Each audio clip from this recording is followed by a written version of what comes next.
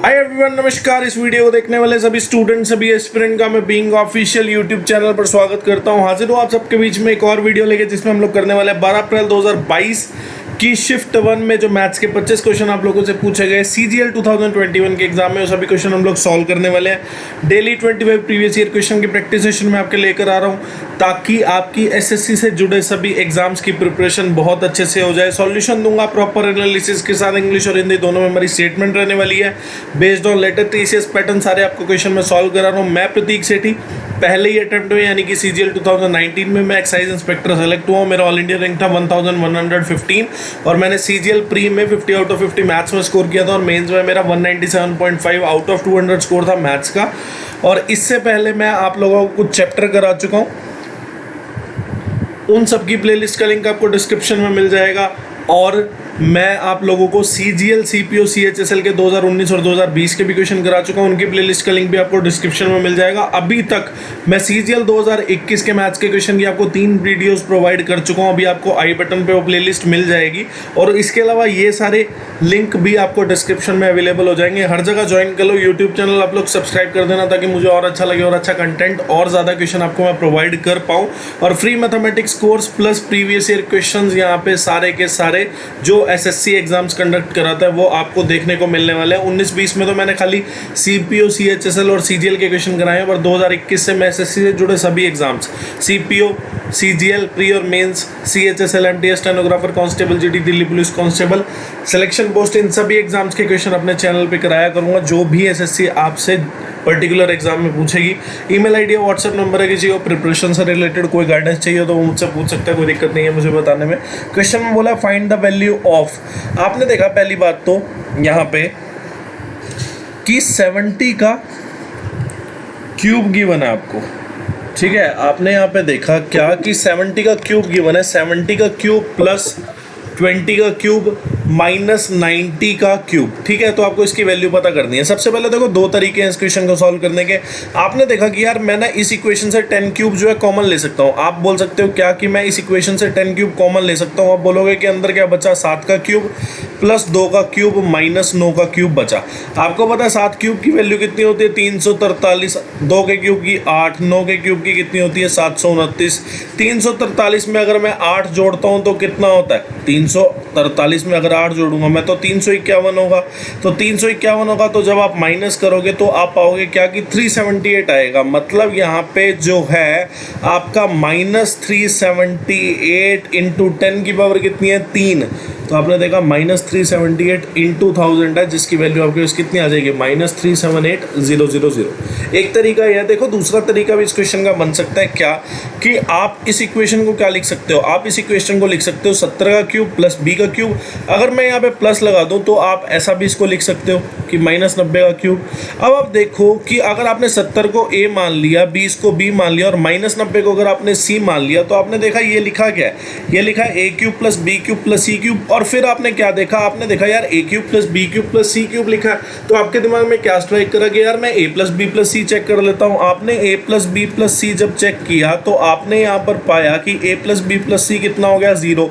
a plus b plus c जब 0 होता है तो a cube plus b cube plus c cube की वैल्यू कितनी हो जाती है, 3abc। तो 3a की वैल्यू कितनी, 70, b की वैल्यू कितनी, 20 और c की वैल्यू कितनी, माइनस 90।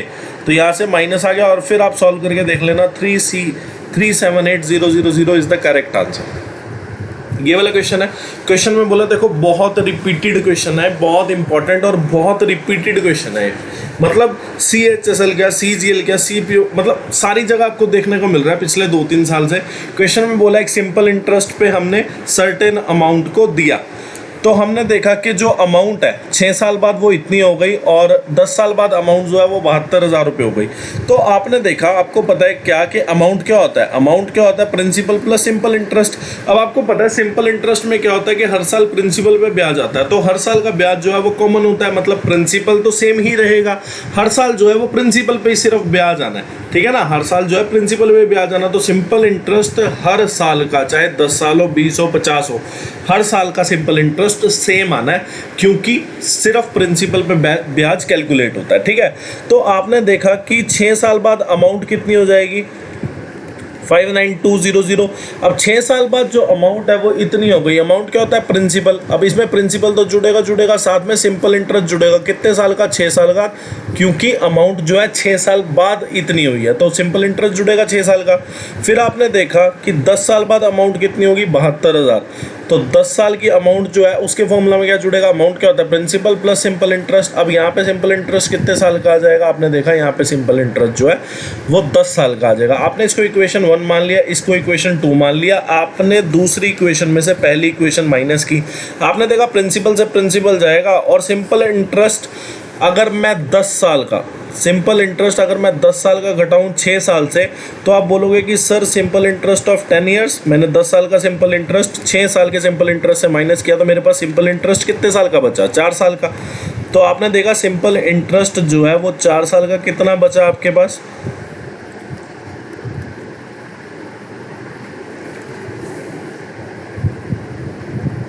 12,800। आपने देखा 4 साल का सिंपल इंटरेस्ट कितना है? 12,800। हर साल सिंपल इंटरेस्ट सेम होता है, तो आपने देखा कि 1 साल का सिंपल इंटरेस्ट आपके पास कितना हो जाएगा? आपको पता है हर साल सिंपल इंटरेस्ट सेम होना है, मतलब 4 साल जो है सिंपल इंटरेस्ट हर साल का जो है जुड़ता चला गया, और हर साल सिंपल इंटरेस्ट सेम था, मतलब ब्याज सेम था। तो आपने देखा 1 साल का जो सिंपल इंटरेस्ट है वो आपके पास कितना आ गया? आपने देखा आपके पास कितना आ गया? 3200। अब आप प्रिंसिपल निकाल लो। प्रिंसिपल आप पहली इक्वेशन से निकाल लो। आपने देखा कि प्रिंसिपल क्या होता है? प्रिंसिपल में अगर मैं सिंपल इंटरेस्ट जोड़ूँ 6 साल का, 1 साल का सिंपल इंटरेस्ट कितना? 3200। ठीक है, तो 6 साल का सिंपल इंटरेस्ट कितना हो जाएगा? 3200 इंटू 6। अब principal plus simple interest of 6 years क्या हो जाएगा आपका? Amount after 6 years. तो आपने देखा कि प्रिंसिपल की वैल्यू जो है वो कितनी आ जाएगी? 59,200 माइनस ये कितना हो जाएगा? ये हो जाएगा आपका 19,200। ठीक है, तो यहाँ से आपने देखा कि प्रिंसिपल की जो वैल्यू है वो आपके पास कितनी आ जाएगी? 40,000। मतलब प्रिंसिपल आपका कितना आ गया? 40,000। सिंपल इंटरेस्ट जो है 1 साल का कितना है? 3200। तो आपने देखा कि सिंपल इंटरेस्ट का फॉर्मूला होता क्या है? P into R into T by 100। तो आपने देखा सिंपल इंटरेस्ट जो है कितना है? 3200। कितने साल का? 1 साल का। रेट आप निकाल लोगे क्योंकि आपको प्रिंसिपल पता है कितना? 40,000। तो आपने देखा कि यहाँ पे जो है रेट आपका 8% आ गया।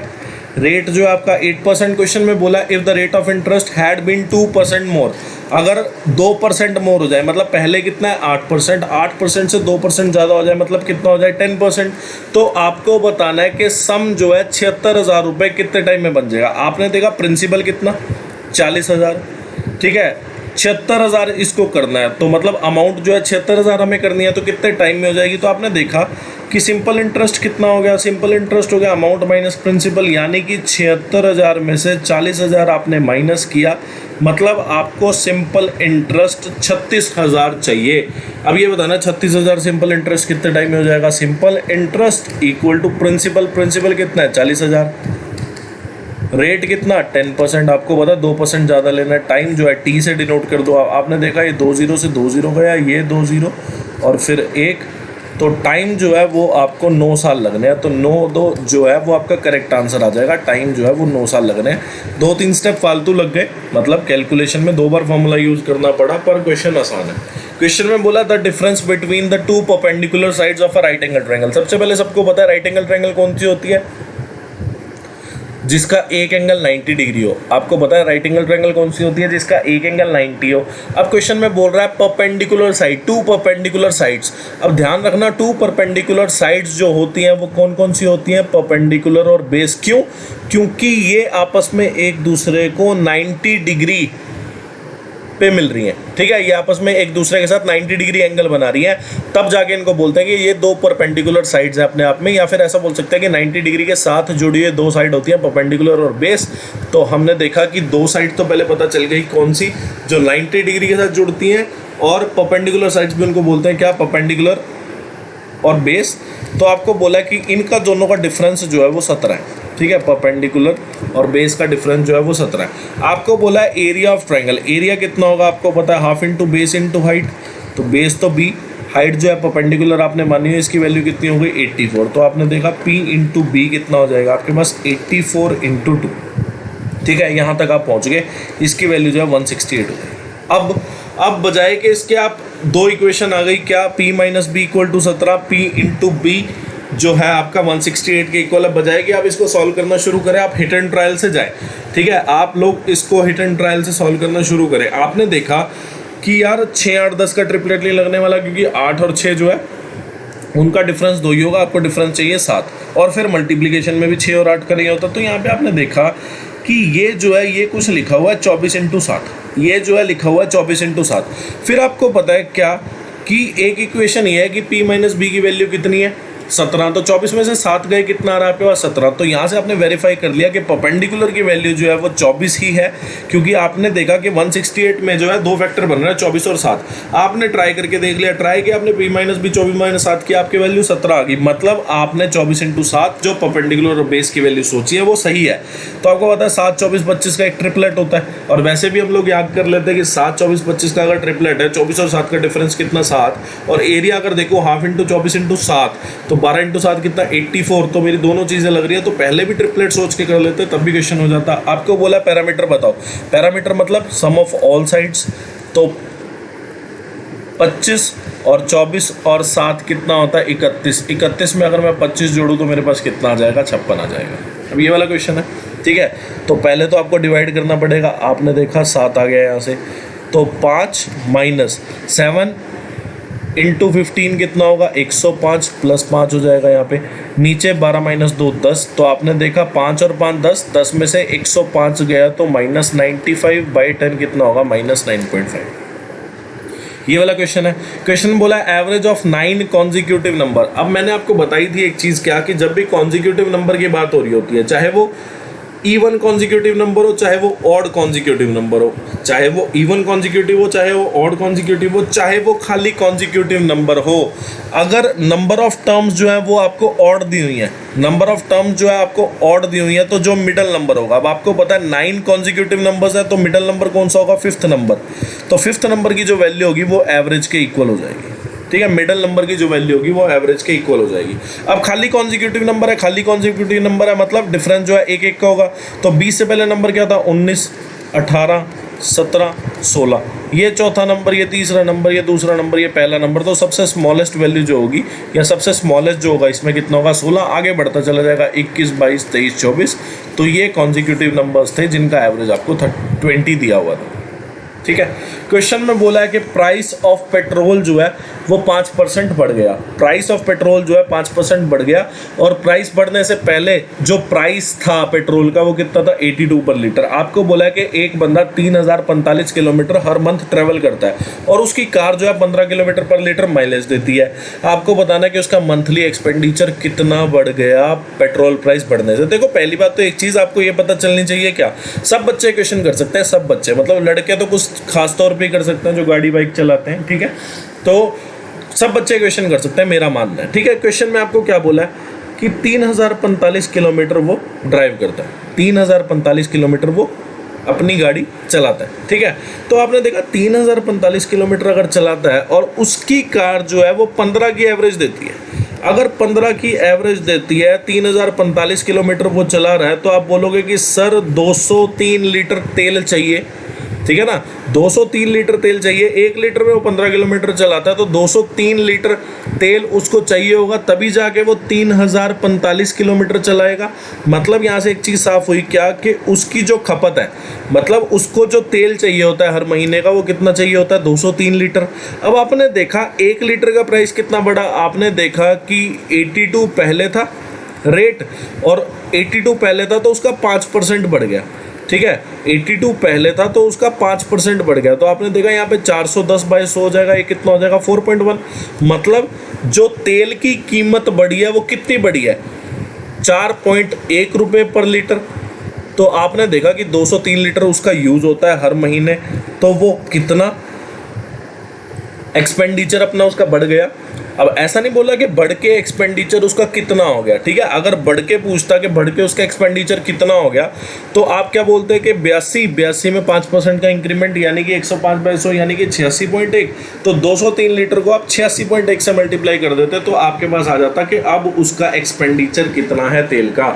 आपसे ये नहीं बोला, आपको बोला है कि कितना इंक्रीमेंट आया। तो आपने देखा प्राइस कितना बढ़ा 4.1 रुपये पर लीटर, तो 4.1 रुपये आपका प्राइस बढ़ा है। तो प्राइस बढ़ा है तो मतलब यहाँ पे खर्चा कितना बढ़ गया कि हर महीने 203 लीटर उसको चाहिए, जिस पे उसको 4.1 रुपये जो है पेट्रोल का खर्चा बढ़ गया। तो इसको जब आप सॉल्व करोगे तो आपकी वैल्यू जो है वो आ जाएगी 832.3, जो कि इक्वल हो जाएगा 832 के, मतलब 832 रुपये उसका हर महीने का खर्चा बढ़ गया। क्वेश्चन में बोला है ट्रेडर सेल्स एन आर्टिकल इतने का और लूजेज 15%। आपको बताना है 5% प्रॉफिट अगर उसको कमाना है तो उसको कितने में बेचना पड़ेगा। तो आपने देखा, आपने मान लिया क्या कि कॉस्ट प्राइस जो होता है 100% होता है। आपने देखा लॉस जो है 15% का हो गया। लॉस अगर 15% का हो गया तो सेलिंग प्राइस कितना हो गया। आपने देखा कॉस्ट प्राइस में से अगर मैं लॉस घटा दूंगा तो मेरे पास सेलिंग प्राइस आ जाएगा, यानी कि 85%। ठीक है ना। तो आपने देखा कि कॉस्ट प्राइस, आपने मान लिया कि कॉस्ट प्राइस 100% था, जिस पे लॉस हो गया 15% का, तो सेलिंग प्राइस कितना बचा, 85% बचा। अब 85% में बचा, रुपीज़ में कितना है 425, तो 1% की वैल्यू कितनी आ गई, 5 आ गई। अब आपको बोला है क्या कि कितना सेलिंग प्राइस होगा अगर वो प्रॉफिट कमाए कितने का, 5% का। आपने कॉस्ट प्राइस देखा कितना है 100%, 100% में 5% का प्रॉफिट, तो आपने बोला कि सर 105% की वैल्यू अब निकालनी है। 1% की वैल्यू अगर इतनी है तो 105% की कितनी हो जाएगी, 525 रुपये। ये वाला क्वेश्चन है। क्वेश्चन बोला ABC can do a piece of work in 8, 10 and 12 day respectively. मतलब A अगर किसी काम को करे तो 8 दिन में कर देगा, उसी काम को B अकेला करेगा तो 10 दिन में, C अकेला करेगा तो 12 दिन में कर देगा। काम कंप्लीट होने के बाद उनको 5550 रुपये मिलते हैं। आपको बताना है B का शेयर। देखो, पहली चीज़ ये कि जब भी आपको ये ना बोला जाए, वर्क एंड वेजेस का क्वेश्चन है, जब भी आपको वर्क एंड वेजेस के क्वेश्चन में ये ना बोला जाए कि A ने कितना काम किया, B ने कितना काम किया, C ने कितना काम किया, तो जब आपको बोला जाएगा क्या कि A ने इतना किया, B ने इतना किया, C ने इतना किया, मतलब A ने जो टोटल काम का इतना पार्ट A ने काम किया, टोटल काम का इतना पार्ट B ने काम किया, टोटल पार्ट का इतना पार्ट C ने काम किया, जब तक ऐसा ना बोला जाए तब तक वन डे वर्क, यानी कि वन डे वर्क आपको पता है किसको बोलता है, एफिशिएंसी। तो एफिशिएंसी के आधार पे पैसा डिवाइड होगा। ठीक है, जब तक आपको ये ना बोले जाए कि A ने कितना काम किया, B ने, C ने कितना काम किया, तब तक वन डे वर्क यानी कि एफिशिएंसी के आधार पर पैसा डिवाइड होगा, जो तीनों को मिलेगा। और अगर आपको ऐसा बोला जाए किसी क्वेश्चन में क्या कि भाई A ने इतना किया, B ने, जैसे 30 में से A ने 10 काम किया, B ने 12 काम किया, C ने 8 काम किया, तो 10:12:8 में डिवाइड होगा, मतलब फिर काम के हिसाब से पैसा डिवाइड होगा। तो आपने देखा कि A जो है किसी काम को करता है तो 8 दिन में कर देता है, B उसी काम को 10 दिन में करता है, C उसी काम को 12 दिन में करता है। तो आपने देखा 8, 10, 12 टोटल टाइम देखा, टोटल वर्क निकाल लेंगे एलसीएम लेके। तो एलसीएम लिया, 8, 10, 12 का एलसीएम कितना आ जाएगा आपके पास, 120 आ जाएगा। तो आपने देखा यहाँ पे कितना आ गया आपके पास, 15, यहाँ पे आ गया 12 और यहाँ पे आ गया 10। तो आपने देखा कि वन डे वर्क का जो रेशियो है, यानी कि जो एफिशिएंसी का रेशियो है, उसके आधार पे पैसा डिवाइड करना है। मतलब एक दिन में A जो है कितना काम करता है, 15, B जो है 12, C जो है 10। तो एक दिन में ये इतना काम कर देते हैं और 5550 रुपये उनको रिसीव हुए हैं, मतलब 5550 रुपये उन्होंने कमाए हैं। तो आपने देखा वन डे वर्क के रेशियो में डिवाइड कर दो, तो आपने देखा A + B + C एक दिन में साथ में मिलकर कितना काम करते हैं, 15 और 12 27 और 10 37। ठीक है, तो साथ में मिलके एक दिन में कितना काम करते हैं, 37। या फिर जो उनकी कंबाइंड एफिशिएंसी है वो कितनी है, 37। कंबाइंड मनी उनको कितनी मिली, 5550। तो एक की वैल्यू कितनी हो जाएगी, 5550/37, और ये गया 15 पे। तो एक की वैल्यू 150। अब आपको बताना है B का शेयर, मतलब B का एफिशिएंसी का रेशियो आप निकाल लो, मतलब B की एफिशिएंसी कितनी है, या फिर वन डे वर्क कितना, 12। तो आपने देखा 15 × 150 × 12, 150 × 12 कितना हो जाएगा आपका, 1800। मतलब B को जो है शेयर मिलता है प्रॉफिट में या अमाउंट रिसीव्ड में 1800 रुपये। प्रॉफिट में नहीं, सॉरी, अमाउंट रिसीव्ड में कितना शेयर मिलेगा B को, 1800। क्वेश्चन बोला what is the difference in the volume of sphere. तो वॉल्यूम ऑफ स्फीयर का डिफरेंस बताना है आपको, वॉल्यूम ऑफ कौन से। पहली बात तो आपको पता है क्या, 4/3 पाई को भी लिख दो, और स्फीयर की रेडियस कितनी, तो आपको पता है स्फीयर का फॉर्मूला क्या होता है, 4/3 पाई r3, और कोन का क्या होता है, 1/3 पाई r²h। ठीक है, तो आपने देखा रेडियस तो दोनों जगह ही कॉमन है, और हाइट कितनी है, 10। ठीक है, तो 7 से 7 गया पहली बात तो। उसके बाद आपने 1/3 × 22 तक कॉमन ले लिया, तो आपने देखा यहाँ पे बचा कितना, यहाँ पे बचा 7 7 जा 49, 49 इंटू 4 बचा एक तो, और एक 7 10 जा 70, ठीक है। तो इसको सॉल्व करोगे तो 98 196 आ जाएगा आपके पास। 196 में से 70 गया तो आपके पास कितना आ जाएगा, 126 आ जाएगा।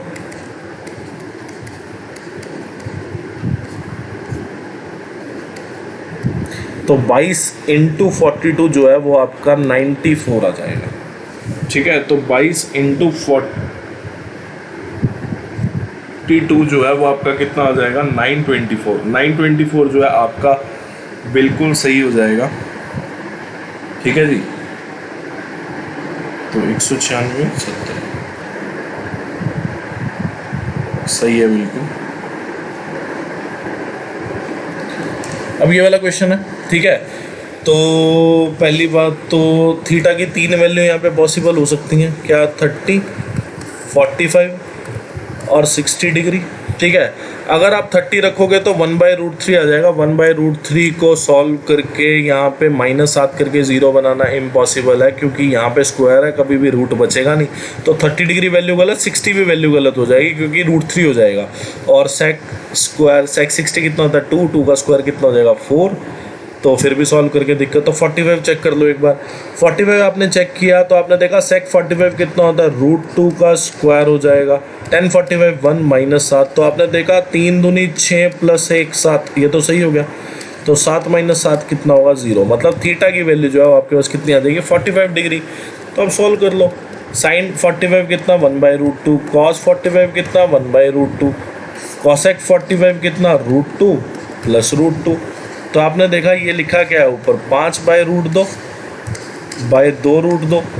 तो आपने देखा ये लिखा है 5/2 इंटू √2 इंटू √2, मतलब 2 इंटू 2 कितना, 4। तो 5/4 जो है करेक्ट आंसर। क्वेश्चन में बोला है कि बाइसेक्टर है जो एंगल बी का इन ट्राइंगल ABC। तो आपने पहले तो ट्राइंगल ABC बनाया। तो बाइसेक्टर जो है, मान लीजिए आपने ये एंगल बाइसेक्टर एंगल बी का, वो AC को D पे जाके मिलता है, ठीक है। AB की आपको लेंथ दी है कितनी, 12 सेंटीमीटर। BC दे दिया 18 सेंटीमीटर और AC दे दिया आपको 15 सेंटीमीटर, ठीक है। तो ये कुछ नहीं है, आपने देखा बाइसेक्टर जो है वो सामने वाली साइड पे D पे जाके मिल रहा है। तो आपको पता है इंटरनल एंगल बाइसेक्टर थ्योरम क्या होती है। इंटरनल एंगल बाइसेक्टर थ्योरम क्या कहती है आपको, कि AB/BC जो होगा, मतलब AB/BC का जो रेशो होगा वो AD/DC का रेशो हो जाएगा। तो आपने देखा AB की वैल्यू कितनी, 12, BC की वैल्यू कितनी, 18। तो आपने देखा AD रेशो DC, मतलब AD/DC यानी कि AD रेशो DC जो है वो कितना हो जाएगा आपके पास, 2:3। तो 15 को 2:3 में डिवाइड कर दो, आपके पास 2 की वैल्यू जो आएगी वो AD की वैल्यू आ जाएगी। आपको CD की वैल्यू निकालनी है तो 3 की वैल्यू। तो आपने देखा AD कितना है, 2, CD कितना है, मतलब AD का रेशो कितना, 2, CD का रेशो कितना, 3। तो AC का जो टोटल रेशो हो जाएगा वो कितना हो जाएगा, 2 + 3 5। 5 की वैल्यू कितनी, 15, क्योंकि लेंथ कितनी है AC की, 15 सेंटीमीटर। 1 की वैल्यू कितनी, 3। 1 की वैल्यू 3, तो 2 की वैल्यू 6 और 3 की वैल्यू 9। आपसे पूछा क्या, AD यानी कि 6 सेंटीमीटर जो है आपका करेक्ट आंसर है। अब ये वाला क्वेश्चन है। क्वेश्चन में बोला है कि टेंजेंट जो है पॉइंट P से ड्रॉ किया गया सर्कल पे, और जो कि सर्कल को जाके मिला किस पे, T पे। तो PT जो है टेंजेंट है, और PAB जो है वो आपकी एक सीकेंट लाइन है जो ड्रॉ हुई है, जो इंटरसेक्ट कर रही है सर्कल को पॉइंट A और B पे। तो PAB सीकेंट है, तो इसलिए आप P लेंगे, फिर A लेंगे, फिर B। अगर आपको बोलता कि PBA सीकेंट है तो आप यहाँ पे B लिखते पहले, फिर A। मतलब जैसे जैसे लिखा हुआ है ना, P के बाद B के बाद A, तो P के बाद B के बाद A, ऐसे होता वो क्वेश्चन, ठीक है ना। अब आपको AB की लेंथ बतानी है, ठीक है, आपको ये चीज़ बतानी है। और आपको PA की लेंथ पता है, PA की लेंथ कितनी है, 7 सेंटीमीटर। और PT की भी लेंथ पता है आपको, 10.5 सेंटीमीटर। तो आपको फॉर्मूला तो पता ही है क्या, कि PT का स्क्वायर जो होगा वो PA × PB के इक्वल हो जाएगा, ठीक है ना। तो आपने देखा PT का स्क्वायर यानी कि 10.5 × 10.5 मतलब 10.5 का स्क्वायर। PA कितना है, 7, और PB कितना, ये हो जाएगा 7 + AB, क्योंकि PB जो है वो AP और AB को जोड़ के बना, ठीक है। तो आपने देखा कि 7 इसको कितने पे काटेगा, 1.5 पे। तो 10.5 को जब मैं मल्टीप्लाई करूँगा 1.5 से तो आप देखते हो कि 1575 आएगा, तो 15.75 आ जाएगा आपका। ठीक है, तो आपने देखा इन दोनों को सॉल्व करके 15.75 आ गया। 15.75 जो है वैल्यू किसकी है, 7 प्लस ए बी की। तो ए बी की जो वैल्यू है वो कितनी आ जाएगी, 15.75 माइनस 7, तो ये कितना हो गया, 15 में से 7 गई, कितना आपका 8 आ जाएगा। तो 8.75 is the correct answer. Question में बोला कि कितना रिमाइंडर आएगा अगर प्रोडक्ट को, मतलब 335 इंटू 608 इंटू 853 को अगर मैं डिवाइड करूँ 13 से, तो आपको बताना है रिमाइंडर कितना आएगा, मतलब इसके प्रोडक्ट का रिमाइंडर कितना होगा जब डिवाइड किया जाएगा 13 से। देखो एक चीज़ पहले क्या कि आपको पता है यहाँ से रिमाइंडर कितना आएगा, मतलब अगर 335 से आप डिवाइड करोगे 13 को तो रिमाइंडर कितना आता है। आपने देखा कि पहले तो ये 26 पे जाएगा, 13 दूनी 26, और यहाँ पे कितना बचा, 13 में से 6 गए 7, 75। तो आप बोलोगे क्या कि ये 78 पे एग्जैक्टली चला जाता, मतलब 13 6 78 होता है। तो यहाँ पे आप बोल सकते हो कि -3 रिमाइंडर। ठीक है, क्योंकि अगर मैं 335 में 3 ऐड कर दूँ तो ये एग्जैक्टली 13 पे चला जाएगा। और अगर आपको रिमाइंडर पॉजिटिव में देखना है तो पॉजिटिव में रिमाइंडर आपका कितना आएगा, आपने देखा कि 75 65 पे जाएगा, तो यहाँ पे रिमाइंडर बचेगा 10। यहाँ तो आप पॉजिटिव में रिमाइंडर लेना चाहो 10 ले लो, नहीं तो नेगेटिव में लेना चाहो तो आप ऐसा बोल सकते हो कि 3 अगर और जोड़ देता। देखो कैसे, लॉजिक समझते हैं। लॉजिक देखो, 4/3 का रिमाइंडर कितना होता है, सबको पता है कि अगर मैं 4 को 3 से भाग दूंगा तो रिमाइंडर कितना आएगा, 1। अगर मैं 5 को 3 से भाग दूंगा तो रिमाइंडर कितना आ जाएगा, 2 आ जाएगा रिमाइंडर। पर मैं ऐसा भी बोल सकता हूँ क्या कि 5 को मैं क्या लिख सकता हूँ, 6 - 3। अब आपने देखा 3 जो है 6 को एग्जैक्टली काट देगा, तो रिमाइंडर कितना बचेगा यहाँ पे, -1। मतलब एक रिमाइंडर तो 2 हो सकता है, साथ में दूसरा रिमाइंडर जो है वो -1 भी हो सकता है। ठीक है ना, तो यहाँ पे यही बात आई क्या कि 335 को अगर मैं डिवाइड कर रहा हूँ 13 से, तो आप बोलोगे कि सर 338 को तो ये एग्जैक्टली काटेगा, 338 को ये एग्जैक्टली काटेगा, मतलब यहाँ पे रिमाइंडर जो है वो माइनस में भी आ सकता है, कितना, -3। ठीक है, सिमिलरली यहाँ पे तो आपने देखा कि 60, तो आपने देखा कि ये 52 पे जाएगा, 52 पे जाएगा तो यहाँ पे 88 बचा। 88 में अगर मैं 3 ऐड कर देता तो 91 हो जाता, मतलब यहाँ पे -3 रिमाइंडर जो है वो इससे भी आ गया। फिर आपने देखा 85, यहाँ पे 78, और 15 में से 8 गए कितना, 7, तो 73 आ गया। 65, तो आपने देखा कि यहाँ से 8 आ जाएगा। ठीक है, तो यहाँ से जो है आपके पास रिमाइंडर कितना आ जाएगा, 8 कि 85 में से 78 गए तो कितना आ जाएगा आपके पास, 7 आ जाएगा। 73 में 65 गए 8, तो यहाँ से आ जाएगा रिमाइंडर 8। तो आपने देखा -3 इंटू -3 कितना हो जाएगा, 9। 9 8 जा कितना होता है, 72। तो 72 जो है 13 से बड़ा है, तो यहाँ पे भी आप रिमाइंडर कैलकुलेट कर सकते हो। आपने देखा 13 पंजे 65, 65 में अगर मैं 7 ऐड करूँगा तो कितना आ जाएगा, 72। तो 7 जो है वो फाइनल रिमाइंडर होगा। क्वेश्चन में बोला मार्क प्राइस इतना है, डिस्काउंट देने के बाद जो प्रॉफिट होता है वो आपका इतना आता है, आपको प्रॉफिट परसेंटेज बताना। देखो मार्क प्राइस इतना आ गया, आपको पता है सेलिंग प्राइस क्या होता है कि mark price into 100 minus discount percentage by 100, या फिर ऐसा बोल सकते हैं कि हाँ कि मार्क प्राइस 625 है। मार्क प्राइस की वैल्यू अपने आप में 100%, इस पे 32% की छूट दे दी, मतलब इस पे 32% की छूट दे दी, तो वो क्या कहना चाह रहा है, वो ये कहना चाह रहा है कि यार 625 की 68% वैल्यू पे बेच दिया। ठीक है ना, तो आपने देखा ये 25 पे गया तो ये 4 पे जाएगा, और यहाँ पे आपने देखा कि 34 और 17 आ जाएगा, तो 25 इंटू 17 होता कितना है आपके पास, 425। मतलब सेलिंग प्राइस कितना आ गया आपके पास, 425 आ गया। अब इस पे इसने प्रॉफिट कमाया कितने का, 25 का। तो सेलिंग प्राइस में से प्रॉफिट माइनस कर दूंगा तो मेरे पास कॉस्ट प्राइस आ जाएगा कितना, 400। मतलब 400 जो है कॉस्ट प्राइस रहा, तभी जाके उस पर 25 प्रॉफिट आया, तभी जाके उसका सेलिंग प्राइस जो है 425 हो गया। आपको प्रॉफिट परसेंटेज बताना है। प्रॉफिट परसेंटेज क्या होता है, profit by cost price into 100%। तो आपने देखा 25/4 यानी कि 6.25%, यानी कि राउंड ऑफ में करें तो 6% जो है आपका करेक्ट आंसर होगा।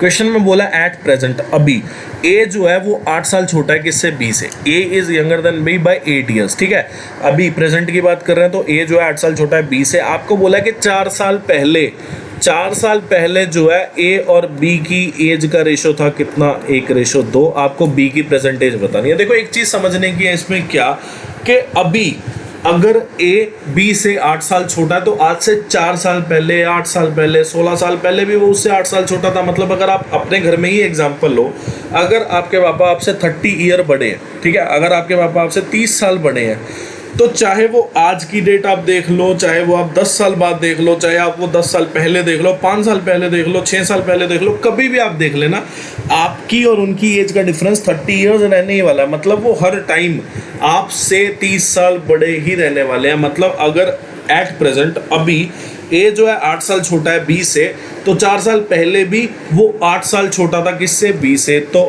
ए और बी की एज का डिफरेंस कितना है, 8 साल। चाहे वो अभी हो, चाहे वो पास्ट में हो, चाहे वो फ्यूचर में हो, ठीक है ना। तो आपने देखा कि एज का डिफरेंस कितना, 8 साल। रेशो का डिफरेंस कितना, मतलब जो एज का रेशो है उसका डिफरेंस कितना, 1। तो 1 की वैल्यू 8 साल, मतलब एज ऑफ ए जो है वो कितनी आ गई आपकी, 8 ईयर। एज ऑफ बी कितनी आ गई आपकी, 16 ईयर। और ये 4 साल पहले की एज है दोनों की। आपको बोला है कि प्रेजेंट एज आपको बी की बतानी है, तो बी की प्रेजेंट एज बतानी है तो कितनी हो जाएगी, 4 साल उसमें ऐड कर दो। मतलब 4 साल पहले अगर वो 16 साल का था तो अब वो 20 साल का होगा। और एक ही अगर प्रेजेंट एज आपसे पूछता तो 12 साल आ जाती, ठीक है ना। क्वेश्चन में बोला है which is the smallest multiple of 7 which leaves 5 as remainder in each case when divided by 8, 9, 12 and 15। देखो ये क्वेश्चन सॉल्व करने का एक तरीका था। अगर एग्जाम में आपसे एज इट इज़ पूछे तो आप चेक कर सकते हो क्या कि ना तो 725, ना 2525, ना 365, कोई भी जो है वो 7 का मल्टीपल नहीं है। एक ही ऑप्शन है जो 7 का मल्टीपल है, मतलब वही करेक्ट आंसर होगा, पहली चीज़, ठीक है ना। अगर आपको ऑप्शन से करना पड़ जाए क्वेश्चन, कभी आपका कंसेप्ट नहीं भी दिमाग में आता, तो अगर ऑप्शन से करना पड़ जाए या टाइम कम हो, ठीक है, तो एक तरीका ये है कि आपने 7 का डिविजिबल सीधा चेक कर लिया। 1085 जो है 7 पे डिवाइड होता है पूरा पूरा, तो 1085 आपका करेक्ट आंसर आएगा। ये तो है तरीका ऑप्शन से करने का। दूसरा तरीका क्या है, आपको बोला गया है कि स्मॉलेस्ट नंबर बताना है आपको, सबसे स्मॉलेस्ट नंबर। स्मॉलेस्ट नंबर मतलब लीस्ट नंबर। लीस्ट मतलब वो एलसीएम पूछना चाह रहा है, पहली चीज़। दूसरी चीज़ क्या बोल रहा है वो कि आपको स्मॉलेस्ट नंबर बताना है। एक तो वो जो 7 का मल्टीपल हो, और जो 5 रिमाइंडर दे ईच केस में। मतलब जब उसको डिवाइड किया जाए 8 से, जब उसको डिवाइड किया जाए 9 से, जब उसको डिवाइड किया जाए 12 से या 15 से, तो वो हर बार जो है, मतलब मैं 8 से, मान लो वो नंबर है n, अगर मैं 8 से, 12 से, 9 से, 15 से, चारों से डिवाइड करूं, तो वो हर बार जो है वो रिमाइंडर दे कितना, 5, ठीक है। तो आपको वो वाला नंबर बताना है। तो वो कुछ नहीं होता, वो एलसीएम जो है 8, 12, 9, 15 का, या 8, 9, 12, 15 का आपको एलसीएम बताना है और उसमें रिमाइंडर ऐड करना है, ठीक है। और एलसीएम को आप जब भी आपसे पूछेगा कि इसका मल्टीपल भी बताओ, तो एलसीएम इंटू के प्लस रिमाइंडर हो जाएगा आपके पास। यहाँ पे आप के की वैल्यू पुट करके देख सकते हो, मतलब के की वैल्यू आप 1 से लेके 10 तक पुट करके देख सकते हो आपकी कौन सी वैल्यू पे स्मॉलेस्ट मल्टीपल आपका 7 का आ जाएगा। देखो कैसे करते हैं, ठीक है। अब एलसीएम ही क्यों लिया, देखो उसका मैं आपको कंसेप्ट समझाता हूँ। आपने एक चीज़ देखी क्या, एक सेकेंड,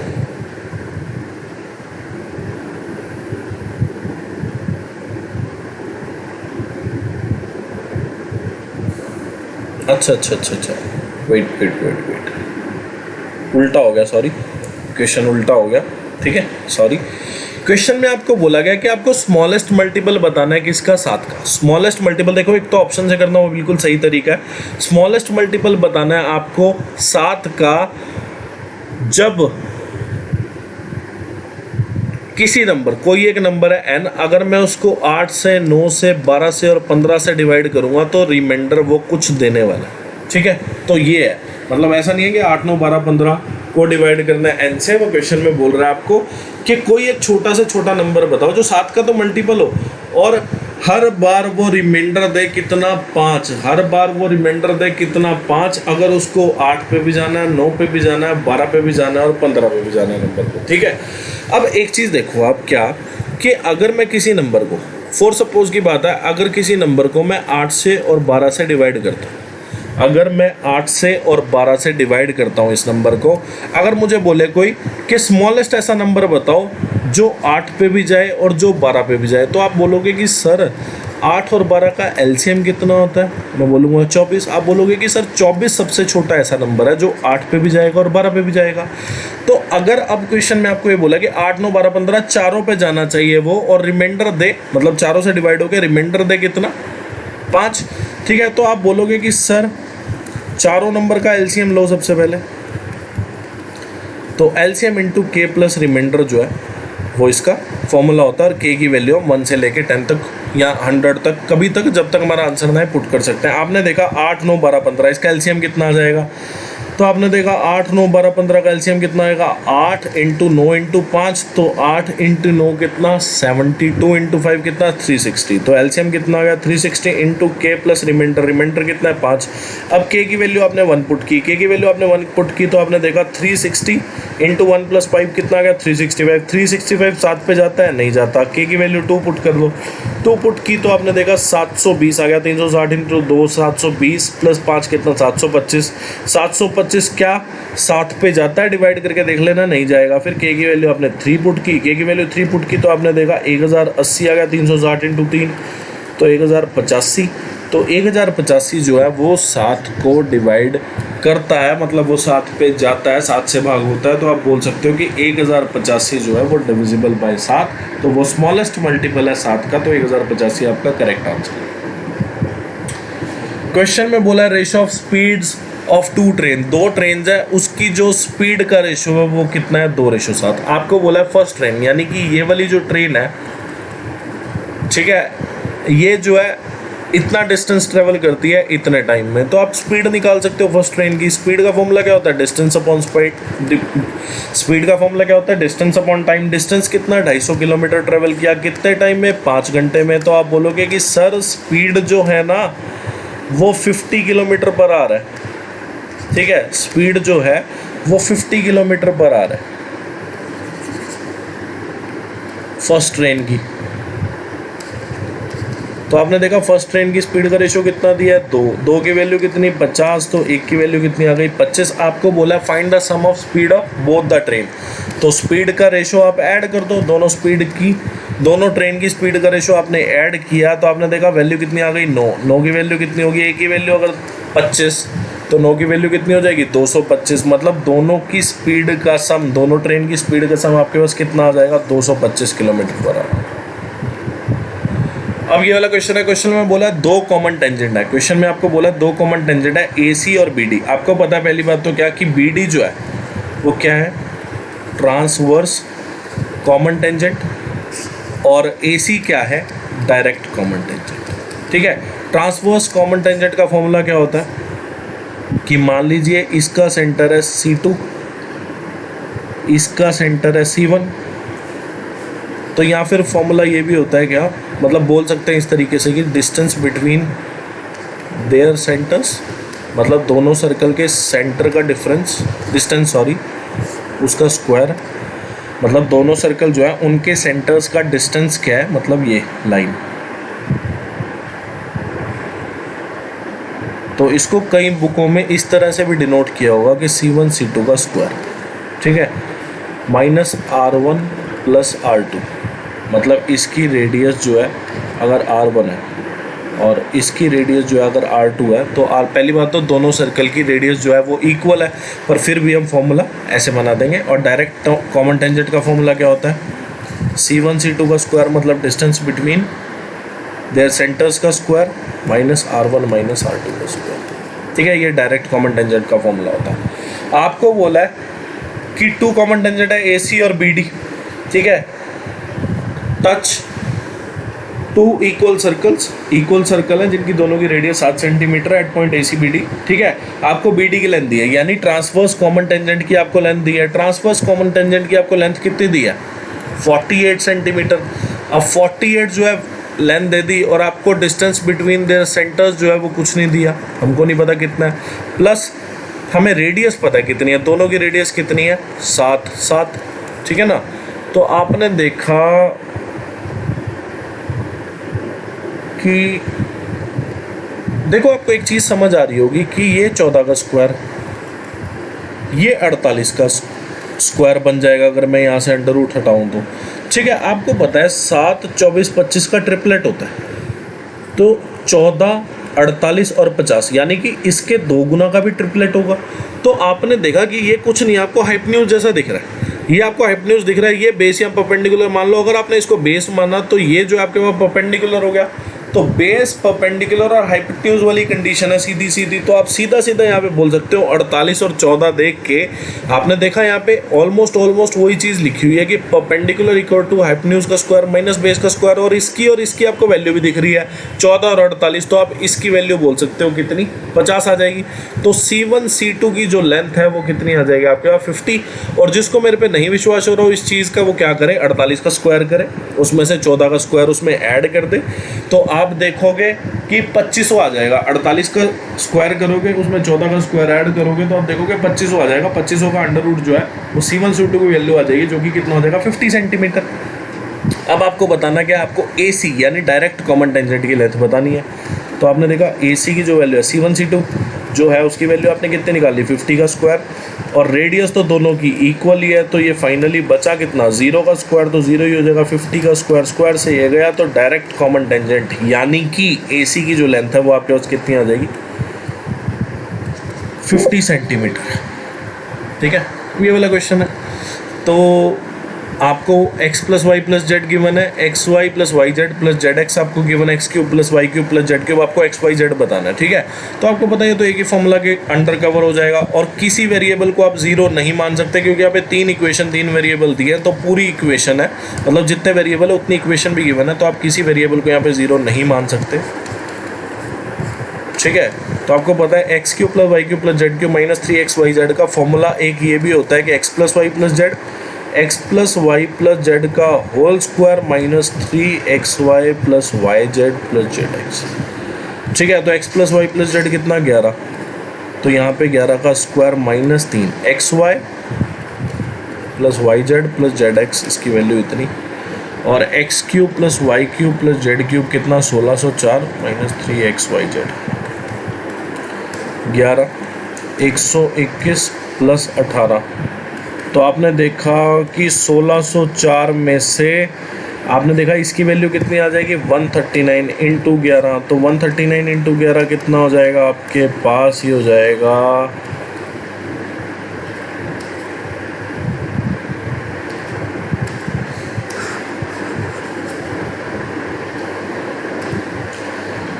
9251, 1529 आप इसमें से माइनस कर दो, ये आपकी 3xyz की वैल्यू आ जाएगी।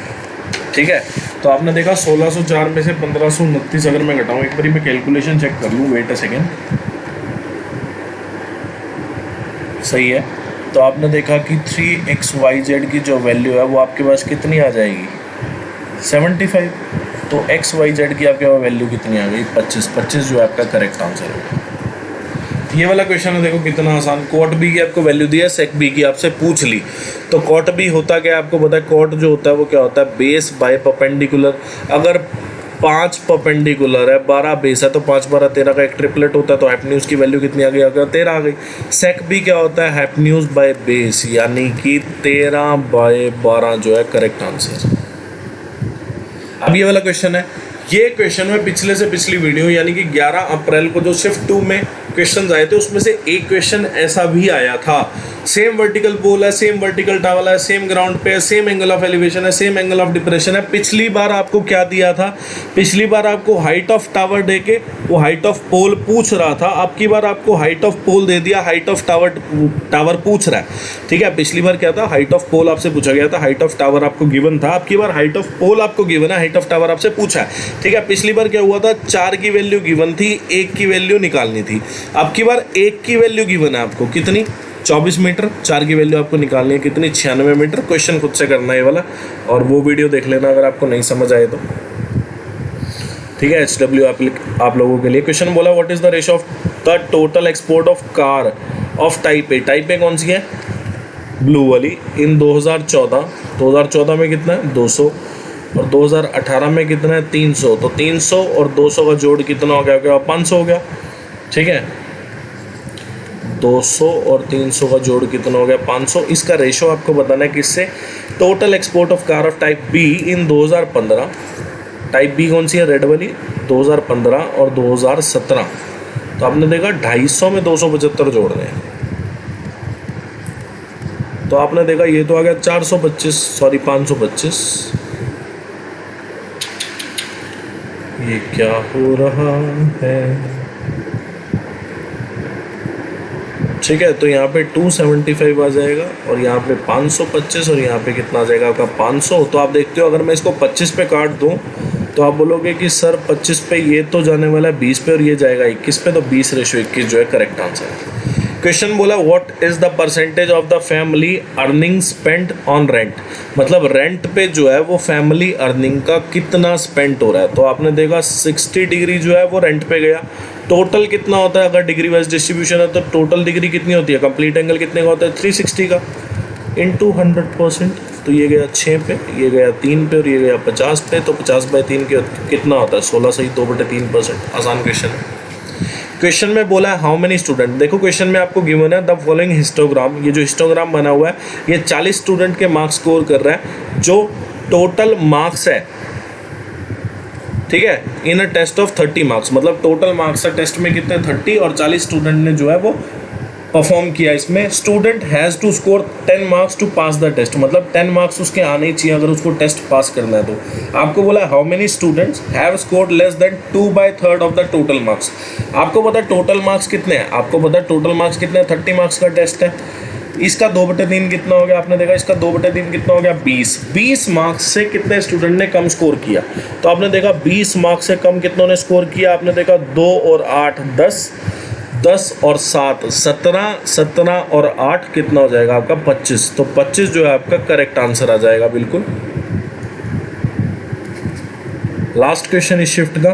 क्वेश्चन में आपको बोला what is the ratio of the number of youths in state A C and E. तो आपने देखा यूथ जो है वो इससे शो कर रहा है इस बार से, तो आपने देखा ए सी और ई, तो 12 और 9 21 में अगर मैं 11.5 जोड़ूँ, ठीक है, तो ये तो हो गया number of youth of state A C और ई। और फिर आपको बोला taken together to the number of employed youth, employed कौन से वाले हो गए, ये वाले यूथ हो गए इन बी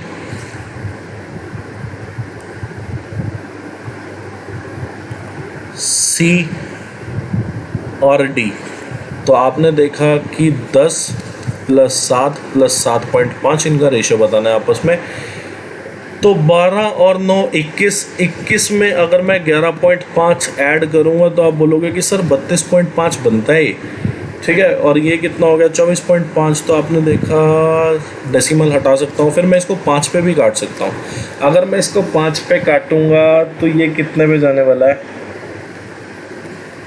5 × 30 5 25 65, और अगर मैं इसको 5 पे काटूंगा तो 5 चौक 20 और 45, तो 5 9 जा 45 हो जाएगा, ठीक है। तो सही है 49 65 ratio 49 is the correct answer. तो वीडियो अगर अच्छी लगी हो वीडियो को लाइक कर देना, क्वेश्चन आपके सॉल्व हो गए हो, और अगर आपको कुछ कंसेप्ट समझने को मिला तो थोड़ा सा लोगों को शेयर करना, ठीक है। तो चैनल को सब्सक्राइब कर देना, शेयर कर देना, फ्रेंड रिलेटिव नो जो भी आपका तैयारी कर रहा हो, कमेंट कर देना अपने प्रीशियस रिव्यू, फॉलो कर लेना। Thanks for watching this video. आप लोग खुश रहें, तैयारी करते रहें। Thank you.